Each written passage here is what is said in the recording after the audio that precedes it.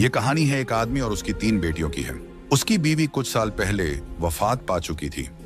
उसकी तीनों बेटियां बहुत खूबसूरत थीं, मगर सबसे छोटी बेटी अपनी बहनों में सबसे ज्यादा समझदार थी। उसका नाम ज़ैनब था। करमदीन अपनी तीनों बेटियों से बहुत प्यार करता था। उसने कभी अपनी बेटियों को मां की कमी महसूस नहीं होने दी। वह अपनी बेटियों की हर ख्वाहिश पूरी करता था। अब करमदीन की बेटियां बड़ी हो चुकी थीं और अपने पिता के लिए खुद से खाना बनाने लगी थीं। जब करमदीन काम के सिलसिले में बाहर जाता तो उसकी बेटियां उसके लिए खाना तैयार करके साथ दे देती। उसी गांव में एक बेवा औरत भी रहती थी जिसकी एक बेटी थी। उस बेवा की आदत थी कि वह हर घर में कुछ ना कुछ मांगने के लिए चली जाती थी। जब करमदीन की बेटियां अपने पिता के लिए खाना बनाती तो वह औरत अक्सर उसी समय उनके घर आग मांगने के लिए आ जाती। लेकिन करमदीन की सबसे छोटी बेटी ज़ैनब को वह बेवा औरत बिल्कुल भी अच्छी नहीं लगती थी। जब भी वह औरत उनके घर आती, ज़ैनब अपनी बहनों से कहती, यह औरत हमारे घर क्यों आती है? यह औरत बिल्कुल भी अच्छी नहीं है। बड़ी दोनों बहनें ज़ैनब को समझाती, देखो, यह बेवा औरत है और गरीब है। अगर हमारे घर से आग ले जाती है तो इसमें तुम्हारा क्या नुकसान है? ज़ैनब अपनी बहनों की बातें सुनकर चुप हो जाती, लेकिन वह कहती, देख लेना, यह औरत एक ना एक दिन हम सबके लिए मुसीबत खड़ी करेगी। यह सिलसिला यूं ही चलता रहा। वह औरत रोज उनके घर से आग लेने आती और मौका पाकर करमदीन के खाने में राख मिला देती। करमदीन ने जब अपने खाने में खराबी महसूस की तो उसने सोचा कि उसकी छोटी छोटी बेटियां खाना बनाती हैं, इसलिए उनसे कोई गलती हो जाती होगी। वह अपनी बेटियों से बहुत प्यार करता था और यह बात समझ नहीं पा रहा था कि उसकी बेटियां उसका खाना क्यों खराब कर रही हैं। फिर एक दिन करमदीन ने सोचा, आज मैं अपनी बेटियों पर नजर रखूंगा। आखिर मेरी बेटियां अचानक से मेरे खाने में क्या मिलाने लगी हैं? जब करमदीन की बेटियां खाना बनाने लगीं तो वह छुपकर उन्हें देखने लगा। उसकी बड़ी बेटी साफ पानी से चावल धो रही थी, छोटी बेटी सालन बना रही थी और सबसे छोटी बेटी ज़ैनब बर्तन साफ कर रही थी, जिन बर्तनों में खाना डाला जाना था। कुछ ही देर में खाना पककर तैयार हो गया। खाने में कोई खराबी नहीं थी। करमदीन परेशान था, लेकिन फिर अचानक उसने जो देखा उससे उसके पैरों तले जमीन खिसक गई। उसने देखा कि वही बेवा औरत उनके घर आग लेने आई है और उसकी छोटी बेटी ज़ैनब उससे बहस कर रही है। वहीं उसकी दूसरी बहनें ज़ैनब को समझा रही थीं, कोई बात नहीं ज़ैनब, ये बेवा औरत है, इसे आग लेने दो, बड़ी बहन ने कहा। लेकिन उस बेवा औरत ने आग लेने के बहाने नजरें बचाकर करमदीन के खाने में राख मिला दी और सारा खाना खराब कर दिया। यह देखकर करमदीन को बहुत गुस्सा आया। दूसरे दिन करमदीन ने उस बेवा औरत को अपने घर बुलाया और गुस्से में पूछा, तुम्हारी हिम्मत कैसे हुई मेरा खाना खराब करने की? वह औरत बड़ी नाटकीय अंदाज में करमदीन के पास आई और उसके सीने पर हाथ फेरते हुए कहने लगी, अरे, मैं तो यह देख रही थी कि तुम सच में अपनी बेटियों से प्यार करते हो या नहीं। खाना खराब होने पर तुम उन्हें डांटते हो या नहीं। लेकिन तुम तो बड़े अच्छे इंसान निकले, अपनी बेटियों से बहुत प्यार करने वाले। तुमने तो मेरी चोरी फौरन पकड़ ली। अब मुझे यकीन हो गया है कि तुम अपनी बेटियों से बहुत प्यार करते हो। आइंदा ऐसा कुछ नहीं होगा। करमदीन उसकी बातों और उसके नाटक पर यकीन करने लगा, क्योंकि वह बेवा औरत खूबसूरत थी। करमदीन उसके व्यवहार से प्रभावित होकर कुछ भी कहने की बजाय उसे अपनी पत्नी बनाने का फैसला कर बैठा। कुछ ही दिनों में उसने अपनी बेटियों की इजाजत के बिना उस बेवा औरत से शादी कर ली और उसे अपने घर ले आया। शादी के कुछ ही दिनों बाद वह बेवा औरत करमदीन की तीनों बेटियों से सख्त नफरत करने लगी। वह चाहती थी कि किसी भी तरह करमदीन की बेटियां इस घर से निकल जाएं। उसने उन्हें घर से निकालने के लिए तरह तरह के मंसूबे बनाने शुरू कर दिए। वह सोचती थी कि अगर बेटियां घर से चली जाएंगी तो वह और उसकी अपनी बेटी आराम से ऐश की जिंदगी जी सकेंगी। साथ ही करमदीन का पूरा ध्यान सिर्फ उसी और उसकी बेटी पर रहेगा। वह जानती थी कि करमदीन अपनी बेटियों से बहुत मोहब्बत करता है और उन्हें जरा भी दुखी नहीं देख सकता। उसकी अपनी बेटी हमेशा कीमती कपड़े पहनकर घूमती रहती थी, जिससे वह मॉडर्न लगती थी। लेकिन सौतेली मां ने करमदीन की तीनों बेटियों को घर का सारा काम करने पर मजबूर कर दिया। वह उन्हें ठीक से पेट भर खाना भी नहीं देती थी और धीरे धीरे उनकी दूसरी जरूरतें भी कम कर दी। तीनों बहनें हर समय दुखी रहने लगी। एक दिन 2 बड़ी बहनें रो रही थीं, तो ज़ैनब अपनी बड़ी बहनों के पास आई और कहने लगी, प्यारी बहनों, आओ हम तीनों कहीं बाहर चलें ताकि हमारा दिमाग फ्रेश हो जाए। फिर वह तीनों बहनें घर से निकल गईं और चलते चलते एक जंगल में जा पहुंची। वहां एक घने दरख्त के नीचे बैठकर वे रो रो कर अपनी मां को याद करने लगीं। इतने में उनके पास से एक अल्लाह वाले बुजुर्ग का गुजर हुआ। जैनब जमीन पर बैठी रो रही थी और कह रही थी, ऐ मेरे अल्लाह, हम मजलूम लड़कियां हैं और बहुत दुखी हैं। आप देख रहे हैं ना कि हमारी सौतेली माँ हम पर कितना जुल्म करती है। हम कितने दिनों से भूखे हैं। अल्लाह वाले बुजुर्ग पास ही खड़े होकर उनकी बातें सुन रहे थे। फिर वे जैनब से मुखातिब होकर बोले, बेटियों, तुम तीनों यहां इस दरख्त के नीचे रोज आती हो, तुम्हें क्या दुख है? तुम मुझे बता सकती हो? जैनब ने रोते हुए अल्लाह वाले बुजुर्ग को सारा वाकया सुना दिया। उनकी बात सुनकर बुजुर्ग को बहुत दुख हुआ। वे बोले, बेटी, यहां से थोड़ी दूरी पर मेरी झोंपड़ी है। मैं वहां रहता हूं और इबादत करता हूं।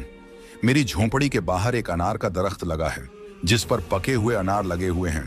तुम जाओ और उस दरख्त से जितने मर्जी अनार तोड़कर खा लो। यह सुनकर तीनों लड़कियां खुशी खुशी उस झोंपड़ी के पास पहुंची। उन्होंने देखा कि दरख्त पर बहुत ही खूबसूरत और रसीले अनार लगे हुए हैं। तीनों ने एक एक अनार तोड़ा और बैठकर मजे से खाने लगी। जब उनका पेट भर गया तो उन्होंने बुजुर्ग का शुक्रिया अदा किया और घर वापस आ गईं। इसके बाद जब उनकी सौतेली माँ उन्हें खाना नहीं देती तो वे रोज जंगल जाती और उन अनारों को खाकर अपना पेट भर लेती। धीरे धीरे उन्होंने अपनी माँ का दिया हुआ खाना बिल्कुल छोड़ दिया। अब उनकी सौतेली माँ सोचने लगी, मैं इन लड़कियों को खाने को कुछ नहीं देती। मैं इनसे इतना काम करवाती हूँ, उन्हें जलील करती हूँ, फिर भी इनके चेहरे पर एक अजीब सी चमक है। इनमें से कोई बीमार भी नहीं पड़ती, बल्कि इनकी खूबसूरती बढ़ती जा रही है। और मेरी बेटी, जिसे मैं इतना अच्छा खाना देती हूँ, वह उनके आगे बदसूरत लगती है। दूसरे दिन जब वह लड़कियां जंगल की तरफ गईं, तो सौतेली माँ ने अपनी बेटी को उनका पीछा करने के लिए भेज दिया। जब तीनों लड़कियां अनार तोड़कर खा रही थीं, तो जैनब ने अपनी सौतेली बहन को देख लिया। उसने बाकी बहनों से कहा, यह लड़की हमारा पीछा कर रही है, मैं इसे यहां से भगा देती हूं। फिर जैनब ने अपने हाथ में पकड़ा अनार छुपा लिया और बोली, अगर यह सब कुछ अपनी मां को बता देगी तो यह हमारे लिए परेशानी का कारण बन सकती है। लेकिन जैनब की दूसरी बहनें बोली, जैनब, तुम कैसी बातें कर रही हो? यह बेचारी बेकसूर है। जैनब की बड़ी बहनें बोली, हमारी सौतेली मां तंग करती हैं, यह तो हमें कुछ नहीं कहती। इसके बाद तीनों बहनों ने अपनी सौतेली बहन को पास बिठाया और उसे एक अनार पकड़ा दिया। लेकिन सौतेली बहन ने अनार नहीं खाया और जल्दी से अपनी मां के पास जाकर कहने लगी, मां, वे लड़कियां भूखी नहीं रहती, वे तो जंगल में एक दरख्त से अनार तोड़कर खा लेती हैं। उसी दरख्त के पास एक बुजुर्ग भी इबादत कर रहे थे और उन्होंने भी उन्हें रोकने की कोशिश नहीं की। यह सुनकर सौतेली मां को बहुत गुस्सा आया। वह सोचने लगी, मैं इन लड़कियों को अनार खाने से कैसे रोकूं? पूरा दिन वह गुस्से में ही रही। जब शाम को करमदीन काम से घर वापस आया तो उसने अपनी बीवी को परेशान देखा। वह बोला, तुम्हें क्या परेशानी है? क्यों इतनी उदास बैठी हो? वह कहने लगी, मेरे सिर में बहुत तेज दर्द है और यह किसी दवा से ठीक नहीं होगा। करमदीन ने पूछा, तो फिर कैसे ठीक होगा? वह तुरंत बोली, जंगल में एक अनार का दरख्त है जिस पर लाल लाल अनार लगे हैं। अगर तुम उस दरख्त को जड़ से कटवा दो और उसकी जड़ें उबालकर दवा बना लो और मेरे माथे पर लगाओ तो मेरा सिर दर्द ठीक हो सकता है। करमदीन ने कहा, बस इतनी सी बात। फिर उसने कुछ आदमियों को बुलाया और उन्हें पैसे देकर कहा, जंगल में एक अनार का दरख्त है, तुम लोग उसे जड़ से उखाड़ फेंको और उसकी जड़ें मुझे लाकर दो। कुछ ही घंटों में वे आदमी उस दरख्त को जड़ से उखाड़कर उसकी जड़ें करमदीन के पास ले आए। करमदीन ने जल्दी से आग जलाई और उन जड़ों से दवा बनाकर अपनी बीवी के माथे पर मलने लगा। थोड़ी ही देर में उसकी बीवी कहने लगी, अब मुझे आराम है। अगले दिन जब तीनों बहनें जंगल गईं, तो उन्होंने देखा कि अनार का दरख्त किसी ने जड़ से उखाड़ दिया है। यह देखकर वे बहुत परेशान हो गईं और सोचने लगी, अब हम क्या खाएंगे? तभी वे तीनों लड़कियां वहीं बैठकर रोने लगी। उनके रोने की आवाज सुनकर अल्लाह वाले बुजुर्ग अपनी झोंपड़ी से बाहर आए। वे समझ गए कि लड़कियां क्यों रो रही हैं। वे बोले, इसमें रोने की क्या बात है? अल्लाह तुम्हें इससे भी बेहतर कुछ देगा। फिर अल्लाह वाले बुजुर्ग ने अपनी उंगली से जमीन की तरफ इशारा किया और वहां पर एक छोटी सी नदी बन गई जिसमें पानी की जगह दूध बह रहा था।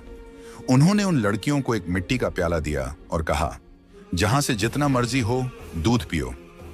लड़कियां बहुत खुश हुईं और मिट्टी के प्याले में दूध भरकर पीने लगीं। जब उनका पेट भर गया तो वे बुजुर्ग का शुक्रिया अदा करके घर वापस आ गईं। इसके बाद उनका रोज का यह मामूल हो गया कि वे तालाब के पास जाती और मिट्टी के प्याले में दूध भरकर पी लेती। उनकी सौतेली माँ उनकी सेहत देखकर हैरान थी। उसने अपनी बेटी को बुलाया और कहा, मैंने तो जंगल से अनार के दरख्त का नामो निशान मिटा दिया था, फिर भी इन लड़कियों की सेहत पर कोई असर नहीं पड़ा। मैं तो इन्हें पेट भर खाना भी नहीं देती। आखिर ये ऐसा क्या खा रही हैं जिससे इनकी सेहत इतनी अच्छी हो रही है? उसने अपनी बेटी से कहा, इनका पीछा करो और पता लगाओ कि ये क्या खाती हैं। लड़की फिर से अपनी बहनों का पीछा करते हुए जंगल में गई। जब तीनों मिट्टी के प्याले से दूध पी रही थीं, तो जैनब ने पीछे मुड़कर देखा। उसने अपनी सौतेली बहन को चुपचाप खड़ा देखकर बाकी बहनों से कहा, देखो ये लड़की फिर हमारा पीछा कर रही है। जैनब ने अपनी बहनों से कहा, तुम लोग जल्दी उठो और इसे यहां से भेजो, क्योंकि अगर इसने हमारे तालाब को देख लिया तो यह घर जाकर सब बता देगी और फिर घर में हंगामा खड़ा हो जाएगा। लेकिन जैनब की बड़ी बहनों ने उसे डांटते हुए कहा, तुम्हारा आखिर मसला क्या है? माना कि हमारी सौतेली माँ हम पर जुल्म करती है, लेकिन इसमें इस बेचारी का क्या कसूर? जैनब यह सुनकर चुप हो गई। इसके बाद तीनों ने अपनी सौतेली बहन को नदी के पास बिठाया और मिट्टी के प्याले में दूध भरकर उसे दिया। उस लड़की ने दूध पिया और जल्दी से अपनी माँ के पास पहुंचकर तालाब और दूध वाली पूरी बात बता दी। सौतेली माँ को यह सुनकर बहुत गुस्सा आया। उसने अपने गांव के कुछ आदमियों को बुलाया और कहा, तुम जितने पैसे चाहो मैं तुम्हें दूंगी, लेकिन तुम्हें जंगल में जाना होगा। वहां एक बुजुर्ग की झोंपड़ी और तालाब है। तुमने वो झोंपड़ी खत्म कर देनी है और तालाब में मिट्टी डाल देनी है। बदले में तुम्हें बहुत पैसा मिलेगा। कुछ ही देर में वे आदमी उसकी मर्जी के मुताबिक सब कुछ करके लौट आए।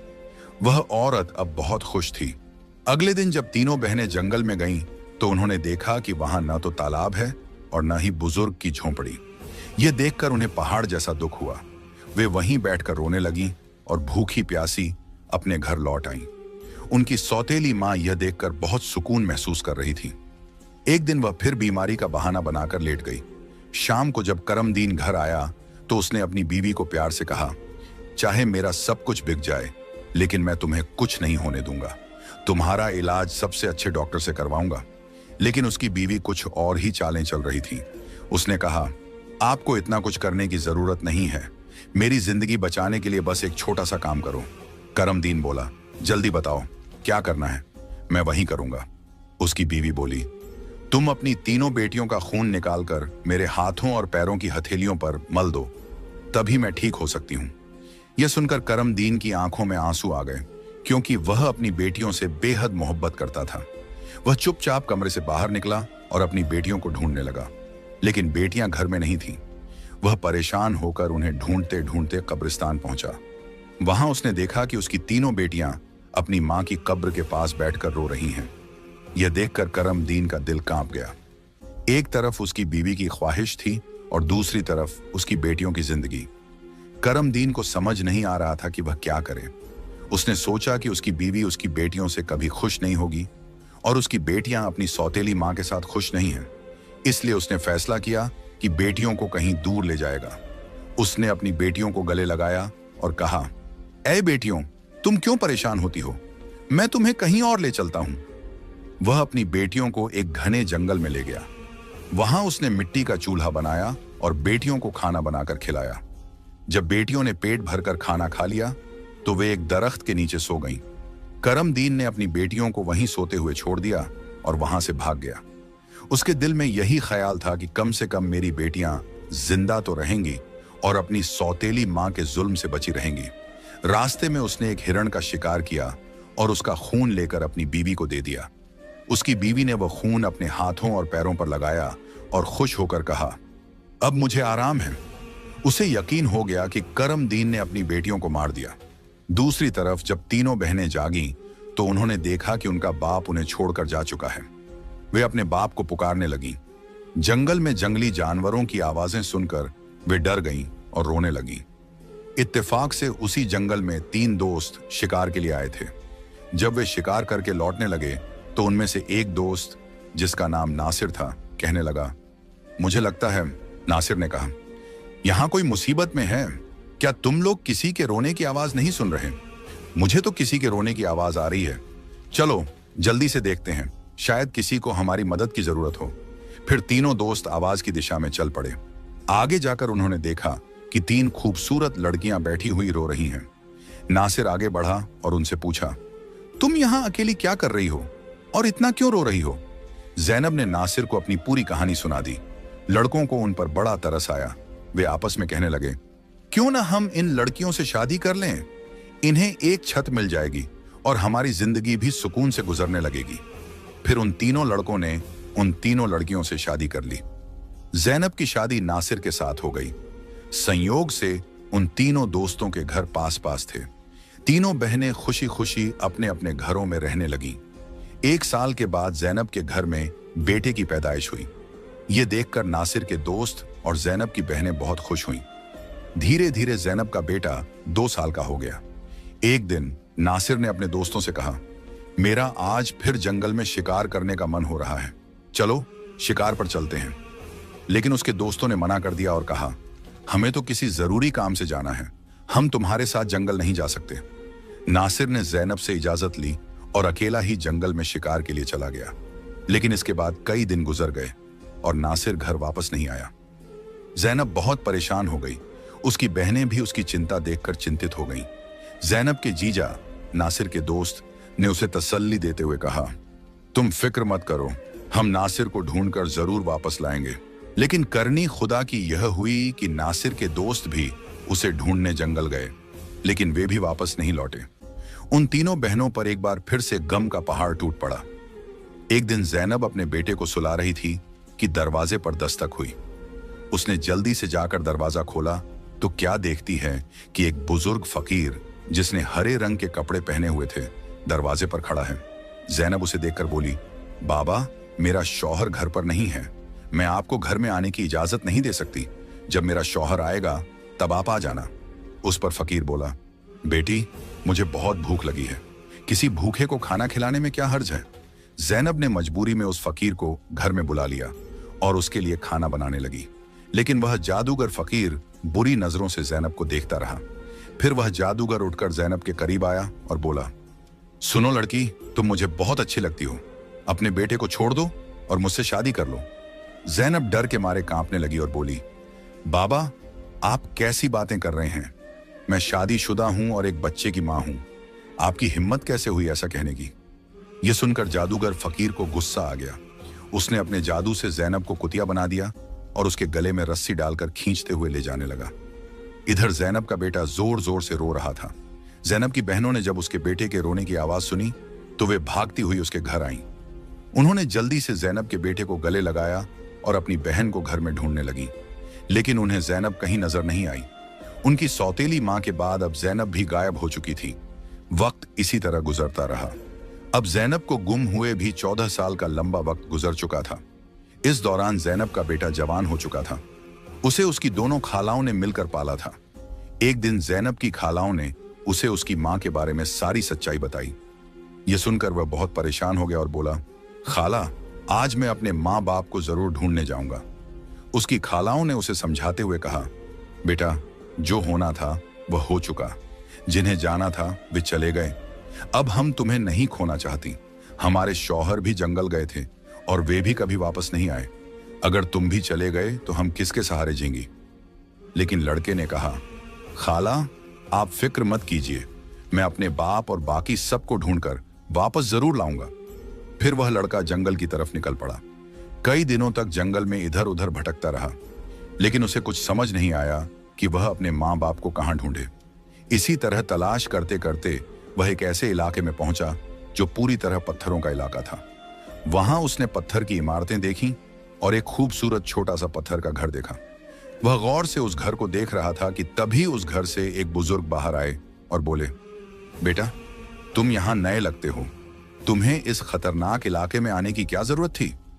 लड़के ने जवाब दिया, बाबा जी, मैं अपने माँ बाप और ताया जी को ढूंढने के लिए यहां आया हूं। मेरी माँ को एक जादूगर ने कुतिया बनाकर अपने साथ ले गया था। अल्लाह वाले बुजुर्ग बोले, बेटा, यह इलाका एक बहुत बड़े जादूगर का है। वह बहुत ताकतवर है। जो भी उससे पंगा लेता है या उसे बेइज्जत करता है, वह उसे पत्थर का बना देता है। ये जो तुम अपने इर्द गिर्द पत्थर देख रहे हो, ये भी कभी इंसान थे। जादूगर ने इन्हें पत्थर बना दिया। कुछ साल पहले यहाँ एक नौजवान आया था। उसके बाद उसके पीछे 2 और नौजवान आए। जादूगर ने उन्हें पेड़ और पत्थर में बदल दिया और उसने एक नेक पाकीज़ा लड़की को भी 12 साल से कैद करके रखा है। वह जादूगर उस लड़की से शादी करना चाहता है, लेकिन वह लड़की किसी भी तरह मान नहीं रही। बुजुर्ग की बातें सुनकर लड़का सोचने लगा, यकीनन यह लड़की मेरी माँ है और ये लोग मेरे ही परिवार के लोग हैं। आखिरकार मैंने अपनों को ढूंढ ही लिया। इसके बाद लड़के ने बुजुर्ग को अपनी सारी कहानी बताई और कहा, बाबा जी, आप मेरी मदद करें। इन लाचार लोगों को बचाने का कोई तरीका बताएं। बुजुर्ग, जिनकी झोंपड़ी को कभी ज़ैनब की सौतेली माँ ने जला दिया था, मुस्कुराए और बोले, बेटा, अल्लाह हमेशा नेक दिल वालों की मदद करता है। तुम्हें हिम्मत नहीं हारनी चाहिए। अल्लाह वाले बुजुर्ग मजबूरन इस खतरनाक इलाके में आकर रहने लगे। उन्होंने लड़के से वादा किया, मैं तुम्हारा साथ जरूर दूंगा। बुजुर्ग सोचने लगे, क्या पता इस लड़के की मां को छुड़वाने से बाकी कैदियों को भी जादूगर की कैद से आजादी मिल जाए। बुजुर्ग ने बाकी गांव वालों को बताया, यह मेरा पोता है जो दूसरे गांव से मुझसे मिलने आया है। जब जादूगर को शक हुआ कि गांव में कोई नया लड़का आया है, तो वह तुरंत अल्लाह वाले बुजुर्ग के पास पहुंचा और पूछने लगा, यह कौन है? बुजुर्ग ने जवाब दिया, यह मेरा पोता है। इस तरह जादूगर और लड़के की मुलाकात हुई। लड़का अपनी पहचान छुपाकर जादूगर से मिलने लगा। जादूगर ने लड़के को देखकर कहा, तुम बहुत समझदार लगते हो और अपने दादा की तरह नेक और मासूम हो। कल तुम मेरा एक काम करोगे। मैं तुम्हें एक इमारत में भेजूंगा जहां एक लड़की को मेरा पैगाम देना है। मैं उससे शादी करना चाहता हूं। लड़का समझ गया कि वह अपनी मां से मिलने जा रहा है। वह बहुत खुश हुआ और सोचने लगा कि वह अपनी मां के लिए फूल ले जाएगा। उसने योजना बनाई कि वक्त आने पर वह अपनी मां को पहचानने के लिए अपनी पहचान जाहिर करेगा। ज़ैनब की शादी के वक्त नासिर ने उसे एक अंगूठी दी थी जिस पर उसका नाम लिखा हुआ था। बाद में ज़ैनब ने वह अंगूठी अपने बेटे को पहना दी थी। सालों बाद वह अंगूठी बढ़ाकर दोबारा बनाई गई और लड़के ने अब भी वही अंगूठी पहनी हुई थी। अल्लाह वाले बुजुर्ग ने लड़के से कहा, अपनी अंगूठी को फूलों के गुलदस्ते में छुपा दो। जब तुम्हारी मां इसे देखेगी तो वह तुरंत तुम्हें पहचान लेगी। लेकिन यह काम आसान नहीं होगा। जादूगर ने ज़ैनब की निगरानी के लिए एक चौकीदार तैनात कर रखा है जो हर वक्त सख्ती से नजर रखता है। जादूगर अल्लाह वाले बुजुर्ग की बहुत इज्जत करता था और उनके पोते को नेक समझता था। उसने लड़के को गुलदस्ता देकर रोजाना ज़ैनब के पास भेजना शुरू कर दिया। लड़के की कम उम्र, महज 14 साल की वजह से जादूगर को उस पर कोई शक नहीं हुआ। ज़ैनब को एक कमरे में कैद करके रखा गया था जहां किसी मर्द को जाने की इजाजत नहीं थी। लड़का रोजाना गुलदस्ता लेकर ज़ैनब के पास जाता और वहां जादूगर की एक दासी हमेशा ज़ैनब के साथ रहती। एक दिन किस्मत ने लड़के का साथ दिया। ऐसा मौका मिला जब कमरे में ज़ैनब के सिवा कोई नहीं था। लड़के ने जल्दी से अपनी उंगली से अंगूठी उतारी और फूलों के गुलदस्ते में छुपाकर ज़ैनब के कदमों में रख दिया। जैसे ही गुलदस्ता जमीन पर रखा, अंगूठी की आवाज हुई। ज़ैनब ने हैरानी से गुलदस्ता उठाया और फूलों में बंधी अंगूठी को पहचान लिया। यह वही अंगूठी थी जो उसने सालों पहले अपने बेटे को पहनाई थी। ज़ैनब की नजरें फौरन गुलदस्ता लाने वाले लड़के की तरफ उठी। दोनों की नजरें मिलते ही हकीकत साफ हो गई। जादूगर ने ज़ैनब को कैद कर रखा था, लेकिन उसका बेटा अपनी मां को आजाद कराने का मंसूबा बनाने लगा। ज़ैनब ने जादूगर से शादी की रजामंदी जताई और उसकी ताकत का राज मालूम किया। जादूगर ने बताया कि उसकी जान एक तोते में है जो एक पिंजरे में बंद है और एक घने जंगल के दरख्त के नीचे सख्त पहरे में रखा गया है। ज़ैनब ने यह राज अपने बेटे को बताया, लेकिन उसे खतरे से बचाने के लिए जाने से मना किया। फिर भी बेटे ने अपनी मां को यकीन दिलाया कि वह कामयाब होकर लौटेगा। कई दिनों की मशक्कत के बाद वह जंगल में पहुंचा। एक मौका देखकर उसने तोते को पिंजरे से निकाल लिया और जादूगर की इमारत तक वापस ले आया। जादूगर उसे देखकर तोते की वापसी की भीख मांगने लगा। लड़के ने चालाकी से जादूगर से सभी कैदियों को आजाद करवाया। इसके बाद उसने तोते के पंख खींचे, जिससे जादूगर की ताकत खत्म हो गई। अंत में उसने तोते की गर्दन मरोड़ दी, जिससे जादूगर मर गया। लड़के ने अपनी मां ज़ैनब, पिता नासिर और बाकी सभी कैदियों को आजाद कराया। फिर वह सब अल्लाह वाले बुजुर्ग के पास पहुंचे। सबने बुजुर्ग का शुक्रिया अदा किया और अपने घर लौट आए। ज़ैनब की बहनें अपने शौहर से मिलकर बहुत खुश हुईं, जो जादूगर की कैद में सालों तक रहे थे। उनके पिता, जो अपनी बेटियों को खोने के गम में डूबे थे, उन्हें सही सलामत देखकर खुशी से रोने लगे। उन्होंने बेटियों से माफी मांगी और बताया कि उनकी बीवी की साजिशों की वजह से यह सब हुआ। बेटियों ने अपने पिता को तसल्ली दी और कहा, हम अपनी जिंदगियों से खुश हैं। उनके पिता ने बताया कि उनकी सौतेली मां, जो उन पर जुल्म करती थी, एक गंदी बीमारी का शिकार होकर इस दुनिया से चली गई। इसके बाद सब ने खुशी और सुकून के साथ अपनी जिंदगी गुजारनी शुरू की।